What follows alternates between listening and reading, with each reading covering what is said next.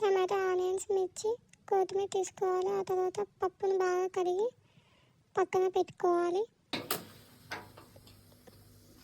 Tomato, మిర్చి, కొత్తిమీర అవన్నీ కట్ చేసుకొని పక్కన పెట్టుకోవాలి. ఆ తర్వాత గిన్నె పెట్టుకొని 3 స్పూన్స్ ఆయిల్ పోసుకోవాలి.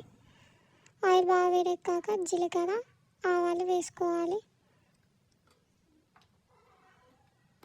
ఆ తర్వాత కట్ చేసి పెట్టుకున్న మిర్చి, ఆనియన్స్ వేసుకోవాలి. బాగా కలపాలి. కొంచెం గోలే వరకు కలుపుతూ ఉండాలి.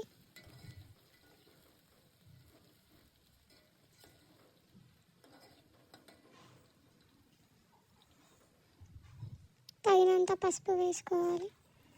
కడిగి పెట్టుకున్న పక్కకున్న పప్పును అది గిన్నెలో వేసుకొని కలుపుకోవాలి.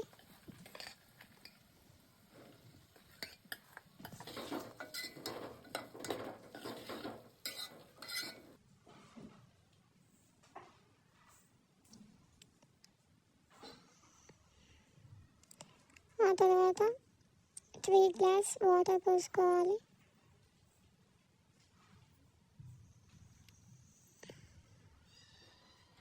కలపాలి. ఆ తర్వాత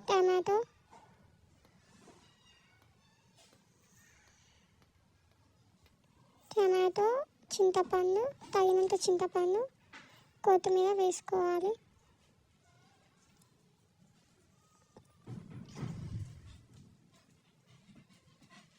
ఆ తర్వాత 2 స్పూన్స్ ఉప్పు వేసుకోవాలి.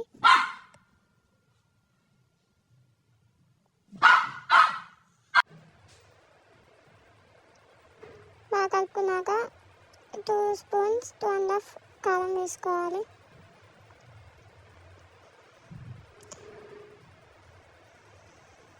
ఆ తర్వాత కాసేపు ఉడికాక మసాలా వేసుకోవాలి లాస్ట్కు. కర్రీ అది మీకు నచ్చినట్టయితే మీరు కూడా ఇలా చేసుకోండి. చాలా బాగుంది. నాకైతే చాలా నచ్చింది. మీకు కూడా నచ్చుతుందని అనుకుంటున్నా.